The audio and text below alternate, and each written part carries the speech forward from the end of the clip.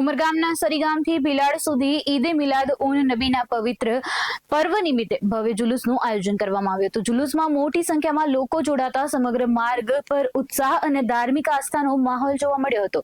જુલુસ દરમિયાન વિવિધ સ્થળોએ આગેવાનોનું ફૂલહાર પહેરાવી સ્વાગત અને સન્માન કરવામાં આવ્યું હતું। પૂર્વ તાલુકા પંચાયતના દીપકભાઈ મિસ્ત્રી તેમજ નોટિફાઈડ બોર્ડના ચેરમેન દિલીપભાઈ ભંડારીનો પણ સન્માન કરાયું હતું। આ પ્રસંગે ભાઈચારો, એકતા અને શાંતિનો સંદેશ આપવામાં આવ્યો હતો અને સમગ્ર જુલુસ શાંતિપૂર્ણ માહોલમાં યોજાયો હતો।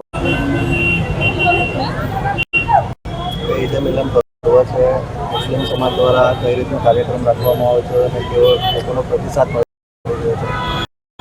આજે ઈદે મિલાદુન નબીનો અમારો જે પર્વ છે, જેની અંદર અમારી બાગે ફિરદોસ જામા મસ્જિદથી સવારે 8 વાગે જુલુસ સ્ટાર્ટ થયું અને 1 વાગ્યા આસપાસ બિલાલ પ્લાઝા પર એમનું સમાપન થયું અને ખૂબ બધાનો સારો રિસ્પોન્સ, કોમી એકતાના દર્શન થયા, પોલીસ મિત્રો, પત્રકાર મિત્રો ખૂબ બધાએ સાથ સહકાર આપ્યો અને ઈદે મિલાદુન નબીનું જે જુલુસ છે, જે અમારા આખરી પેગમ્બર સાહેબ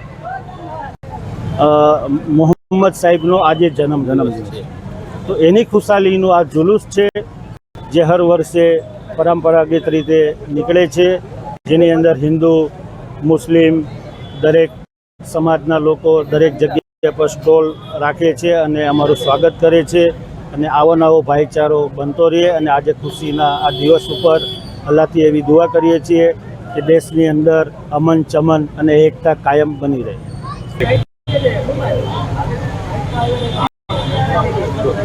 मेरा नाम रमजान खान रहमानी है।